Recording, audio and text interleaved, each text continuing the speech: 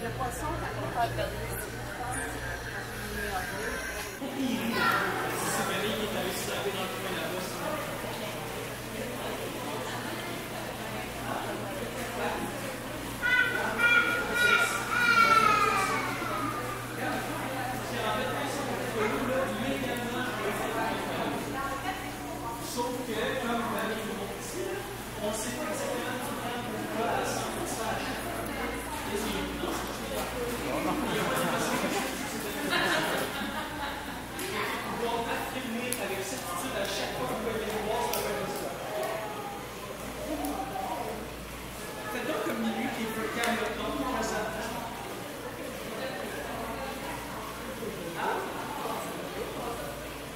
c'est parce qu'il y a tantôt une fille qui se nourrit ici.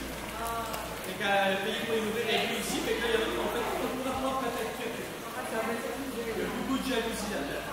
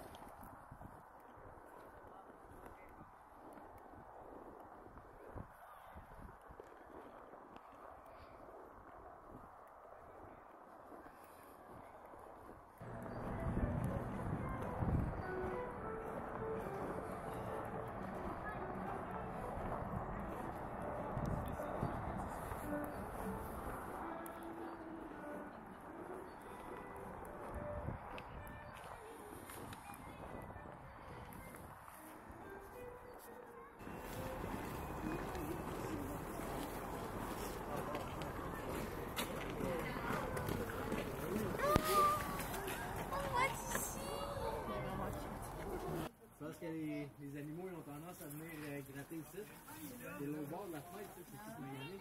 Il y en a un, là.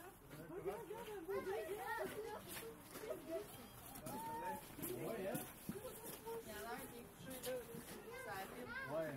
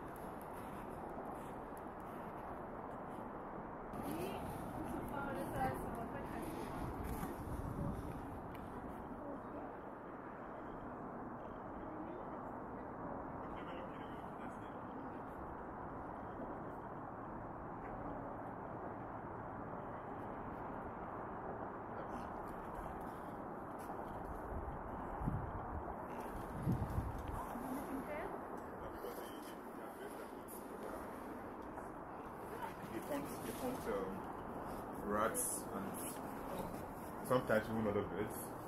Oh wow. Definitely has You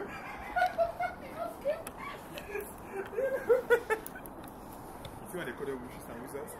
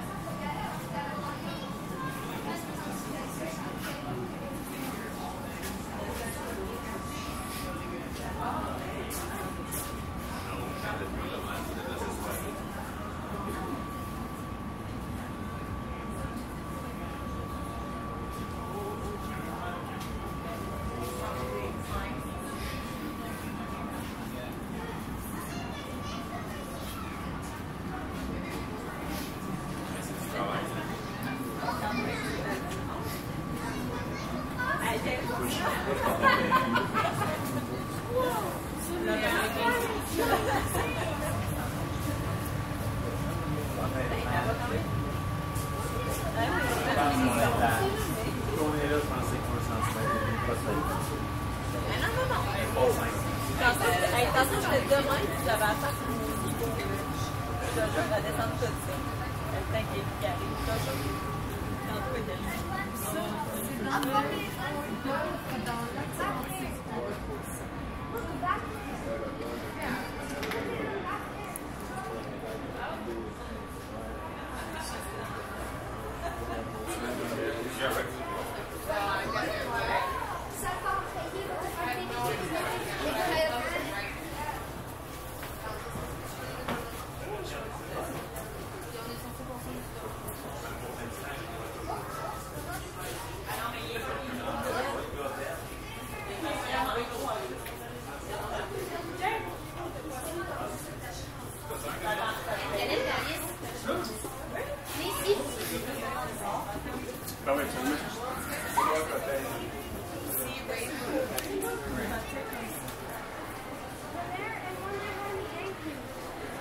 Maybe it has to do with like fish being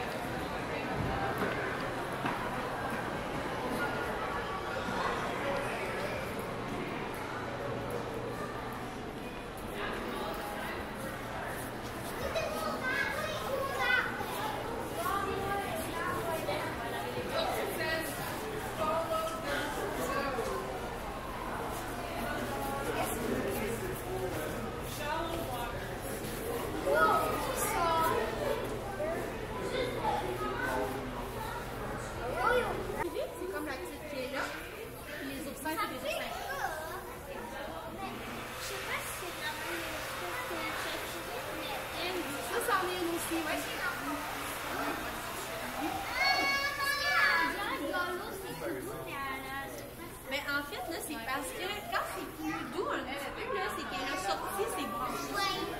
Fait qu'elle, ses branchies, c'est comme des petits poils qu'elle va sortir sur sa tête. Elle peut les sortir les noms. S'ils sont sortis, elle va être encore plus.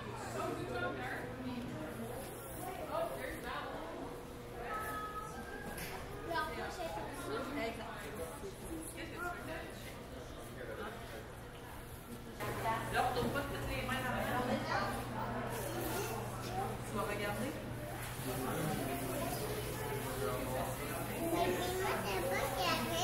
Ben oui, bien sûr.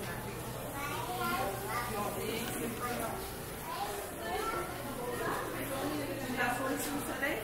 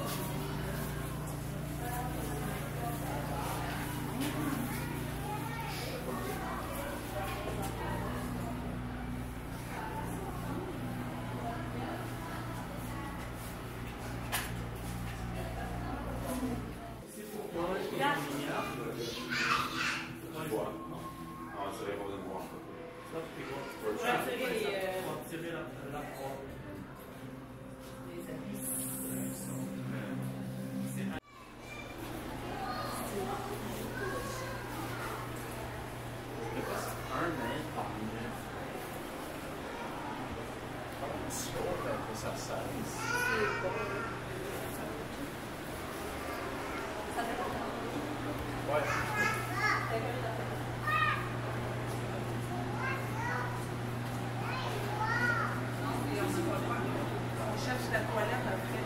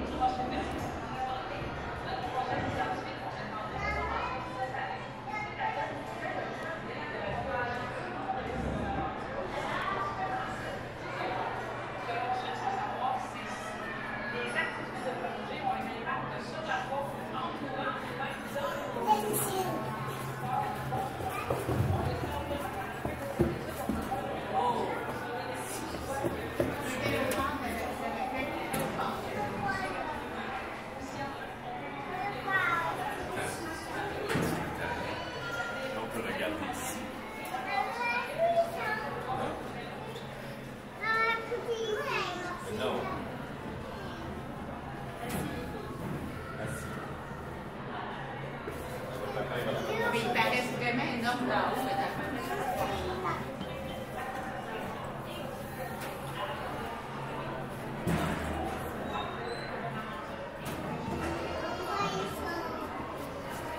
Tu veux voir les autres?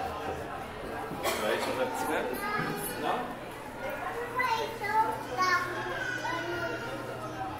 OK. Mais il n'y en a pas d'autres tunnels. On va prendre une fois les mémoires de...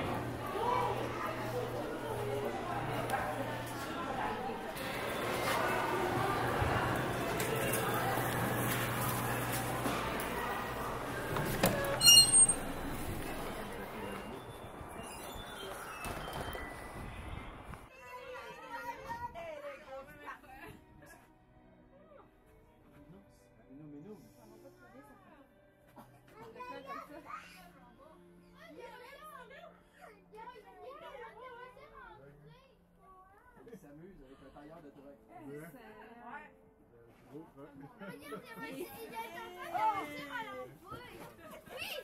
il est en train de réussir. Parce que d'après moi, il y a une gâterie entre les deux. C'est un jeu de ça. C'est ça, il y a une gâterie entre les deux.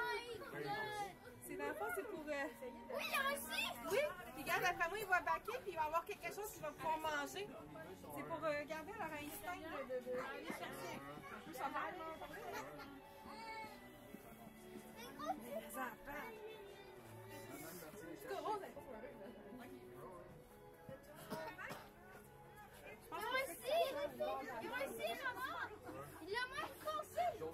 Oui, Gabin, il va avoir de quoi de là, je suis sûre. Avec le toit. J'espère que toi, il a fait le mono comme vous. C'est gagnant. Oui!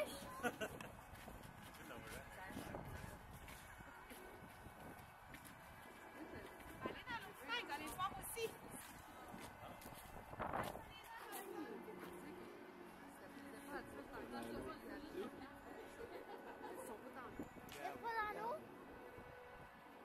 Oh!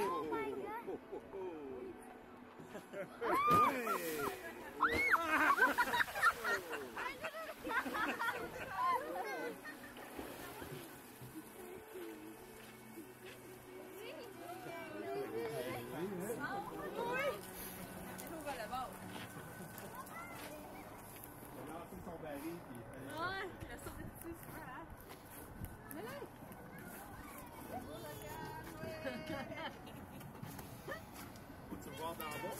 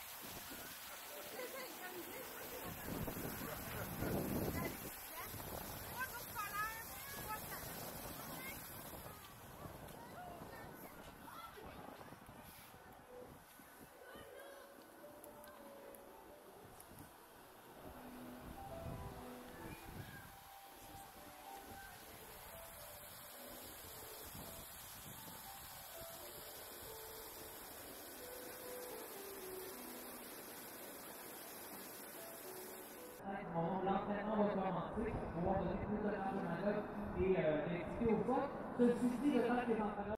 Comme ça, aller chez le médecin, hein, c'est une corvée pour tout le monde, mais il faut le faire hein, pour s'assurer qu'on n'a pas de petits bobos qui se développent et qui deviennent graves.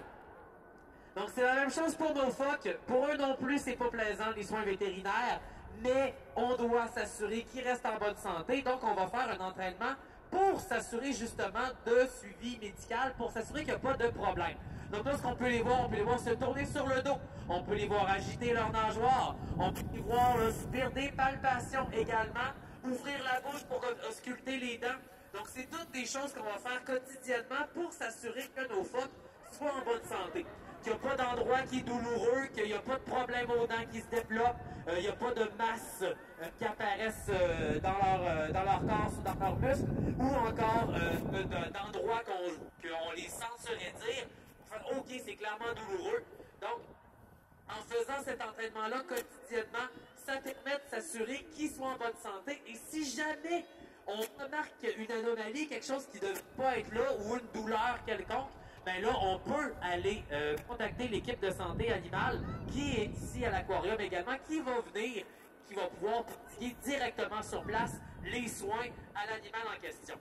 Donc, ça s'assure comme ça que nos phoques restent en bonne santé, surtout qu'ils commencent à être vieillissantes. Nos phoques quand même vont avoir une trentaine d'années, donc elles sont peut-être assez vieilles. Et avec l'âge, nous aussi c'est la même chose, avec l'âge qui progresse, on a des petits bobos. Donc, c'est d'autant plus important de s'assurer que leurs soins sont assidus. On peut les voir également aller dans l'eau, ramener des petits jouets de plastique. Alors ça ici, ça va faire partie de leur entraînement, mais ça, c'est plus ce qu'on va appeler un peu de la prophylaxie. Donc ça va être une prévention. Pourquoi on va faire ça? Bien, parce qu'il y a beaucoup de gens qui vont se promener ici à l'année longue, et ça arrive, on ne le souhaite jamais, mais ça arrive qu'il y a des choses qui tombent dans les bassins. Et ça pourrait être dangereux, voire même mortellement dangereux, si nos phoques mangeaient certaines de ces choses-là. Donc, pour s'assurer que nos phoques soient en sécurité, eh bien, on va les entraîner à nous ramener des jouets. Comme ça, ça permet de, si quelque chose tombe dans le bassin, mais leur premier réflexe, ça ne sera pas de le manger, ça va être de le ramener. Et comment on fait pour entraîner nos phoques? Hein? Ça prend quelque chose de positif. Ben oui, hein, je suis d'accord, on a une belle vocalise. Donc, si à l'école, quand on fait un bon travail, souvent, qu'est-ce que notre professeur va faire? Il va nous mettre un beau petit collant sur notre travail. Ça nous motive, c'est donc le fun. Mais un petit collant pour nos phoques, ça ne changerait pas grand-chose dans leur vie. Par contre, ce qu'ils vont aimer, c'est le poisson. Ça, c'est bon. Et je ne recommande pas aux profs ici de donner des poissons à leurs élèves. Ça risque d'être moins efficace pour avoir des meilleurs travaux.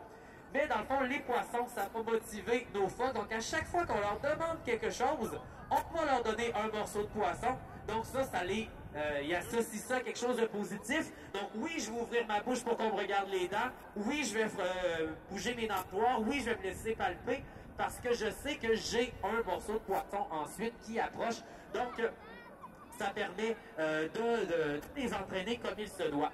On peut voir également ma collègue Cléo qui va avoir un drôle de bâton avec un petit cercle au bout. Ça, c'est une cible. On peut servir beaucoup des cibles pour entraîner nos phoques. Comment ça fonctionne? C'est tout simple. On va pointer la cible à quelque part et le phoque va venir se déplacer, venir toucher la cible avec son nez. Et à chaque fois que le phoque touche la cible avec son nez, eh bien, on lui donne un morceau de poisson. Donc, c'est associé de cette manière-là. Donc, à chaque fois qu'on touche la cible, eh bien, j'ai une récompense. Donc, si la cible est partie au fond, par exemple, la grande plateforme noire qu'on voit, c'est une balance. Eh bien, si la cible touche la balance, bien, je vais monter sur la balance pour avoir mon morceau de poisson, ce qui va nous permettre de la peser. Je parle beaucoup de nos phoques au féminin parce que toutes nos phoques sont des femelles. D'ailleurs, ici, l'espèce qu'on a devant nous, c'est les phoques communs, ou les harbor seals qu'on appelle en anglais. Donc, c'est une des deux espèces de mammifères marins qui vont passer leur vie dans l'estuaire du Saint-Laurent, donc qui vont rester ici à l'année longue. La deuxième espèce de mammifère marin qui va rester avec nous toute l'année, ce sont les bélugas. Toutes les autres espèces de mammifères marins qui vont être de passage dans nos eaux, eh bien, elles vont être de façon sporadique puisqu'elles vont aller et venir au gré de leur migration. Comment on peut différencier nos deux espèces de phoques, de un par leur taille. Donc vous allez voir là, quand nos Groenland vont rentrer dans quelques minutes, eh bien vous allez voir plus grosses que nos phoques communes. Mais si vous regardez sur leur robe, on va avoir plein de petites taches noires, une robe qui est plutôt grise avec des taches noires. Donc c'est vraiment comme ça qu'on va distinguer nos phoques communs de nos phoques du Groenland. Les phoques du Groenland, vous allez voir, ils vont avoir une tache noire beaucoup plus grande sur leur dos. Je vais en parler plus en détail, naturellement, quand la prochaine espèce va arriver. On peut voir également nos phoques se déplacer sur la plage. Autre question qu'on peut avoir régulièrement, donc c'est la différence entre des phoques et des otaries. Souvent, c'est deux espèces d'animaux qu'on va confondre. Eh bien, ils vivront pas tout à fait dans les mêmes endroits, mais les phoques, contrairement aux otaries, ne peuvent pas replier leurs nageoires sous leur corps pour se faire des pattes. Si vous les voyez, ils vont vraiment onduler sur la plage. Donc, alors que les otaries, elles, vont être vraiment plus aptes à marcher, vont replier leurs nageoires pour se faire des pattes, vont être plus hautes également à l'avant. Donc ça, c'est une des caractéristiques qui va distinguer phoques et otaries. Et la deuxième, si vous regardez la tête de nos phoques, on peut voir sur le côté des petits trous. Ce sont leurs oreilles. Elles ont des oreilles, mais elles n'ont pas d'oreilles externes. Pourquoi? Parce qu'elles ont évolué pour être le plus hydrodynamique possible. Étant donné qu'elles ont besoin d'être rapides, d'être efficaces pour survivre, parce que c'est d'abord et avant tout une espèce proie. Donc, elles se sont adaptées pour la vie sous-marine. Donc, être hydrodynamique, être rapide dans l'eau va faire toute la différence entre la vie et la mort pour elles. Et donc, si on a des parties de notre corps qui dépassent et qui viennent faire de la friction dans l'eau, qui nous ralentissent, ben, c'est loin d'être gagnant pour la survie de l'individu et ultimement de l'espèce. Donc, c'est pourquoi les phoques ont évolué pour, oui, que leurs pattes deviennent des nageoires, mais que toutes les excroissances physiques de leur corps, eh bien, se retrouvent à l'intérieur. Donc, elles ont perdu leurs oreilles externes pour justement être plus rapides dans l'eau. Tout ce qui est mamelles également va être dans des repos pour éviter de sortir dans l'eau et donc de créer de la friction pour les ralentir. D'ailleurs, les phoques vont être capables de plonger à plus de 100 mètres de profondeur et retenir leur respiration pendant plus de 30 minutes. Donc, en ce moment, ce qu'on peut voir, on peut voir la fin de l'entraînement de nos phoques communs pour une partie de l'année. Les petits bébés phoques, les petits blanchons, les petits bébés blancs qu'on trouve donc adorables, eh bien, ce sont les bébés de nos phoques du Groenland. Et là, on peut voir l'entraînement qui se poursuit. Comme pour nos phoques communs, on va aller s'occuper de faire des palpations. On va s'assurer que leur dentition va bien. On va aussi faire des entraînements. Donc, on peut leur administrer certains médicaments, des pratiques, là, des gouttes pour les yeux aussi qu'on peut leur donner. Donc, vraiment différentes techniques qu'on va utiliser pour les familiariser avec les soins, pour si jamais on sent qu'il y a un problème qui peut se développer, bien, quand va arriver le moment de faire les soins, bien, ça va être moins stressant pour elles. On peut remarquer également que chaque phoque est avec un entraîneur spécifique. Ça permet de contrôler la quantité de poissons qu'on leur donne pour justement savoir qui a mangé quoi et donc s'assurer aussi qu'ils gardent un poids santé et qu'ils mangent toutes les portions de poissons qu'on leur prépare. Contrairement à nos 4 phoques communes, donc qui, elles, étaient nées ici, pour la plupart, là, sont nées dans des parcs zoologiques, nos 3 phoques du Groenland, elles sont des rescues. Qu'est-ce que ça signifie? Bien, elles sont venues au monde dans la nature et lors de leur première migration, elles se sont perdues. Donc, elles ont été retrouvées à différents endroits le long du Saint-Laurent. Et comme ils ne pouvaient pas être retournés avec leur groupe, c'était impossible là, de les renvoyer dans la nature. Donc, on les a ramenés ici et depuis ce temps-là, elles sont avec nous. Elles ont une vingtaine d'années. Donc, encore elles aussi, là, un âge assez respectable pour un phoque. Et donc, c'est pour ça qu'on va s'assurer que les soins biomédicaux sont toujours très assidus pour s'assurer qu'il n'y a pas de petits problèmes de santé qui se développent. Et on roule jusque dans l'eau. Formidable. On peut voir aussi nos phoques vont avoir des grosses moustaches.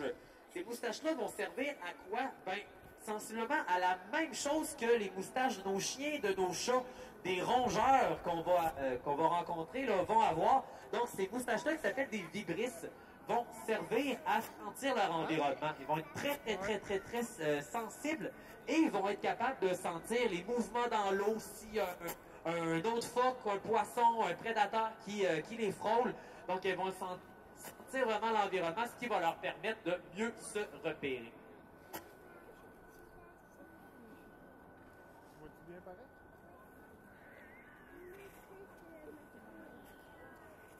Encore une fois, on va utiliser un principe de cible pour orienter nos animaux et toujours une fois le même principe avec le don de poisson qui permet justement de les amener où on souhaite, de les voir se déplacer également. Et là, je vous ai dit, les soins biomédicaux vont se faire beaucoup ici directement. Toute une équipe à la santé animale qui va se déplacer directement dans le domaine de nos phoques pour pouvoir prodiguer les soins. Mais ça peut arriver qu'une intervention plus importante doive être faite. Et c'est pourquoi on trouve à l'extrémité du bassin arctique, vous pouvez l'avoir vu, vous demandez qu'est-ce que c'était. Dans le fond, il y a une grande cage ouverte qui est là. En fait, c'est une cage de transport. Et comme son nom l'indique, ça sert à transporter les animaux. Donc, si jamais on devait faire une opération plus importante avec du matériel qu'on n'a pas ici à l'aquarium, donc on doit déplacer notre animal au centre hospitalier de Saint-Hyacinthe, eh bien, le déplacement en tant que tel serait un stress supplémentaire. Donc, comment faire pour enlever ce stress-là? Bien, tout simplement en les familiarisant avec le véhicule dans lequel elles vont être déplacées. Donc, en gardant la cage de transport ouverte en permanence, elles sont habituées à sa présence, elles sont capables d'aller à l'intérieur, à l'extérieur, d'entrer-sortir sans être enfermées. Et donc, si jamais on devait les déplacer, ça ne sera pas stressant pour elles d'aller dans la cage de transport. Et ensuite, bon, elles vont pouvoir être transportées jusqu'à l'hôpital où elles vont suivre leur traitement pour pouvoir ensuite mieux nous revenir en pleine forme.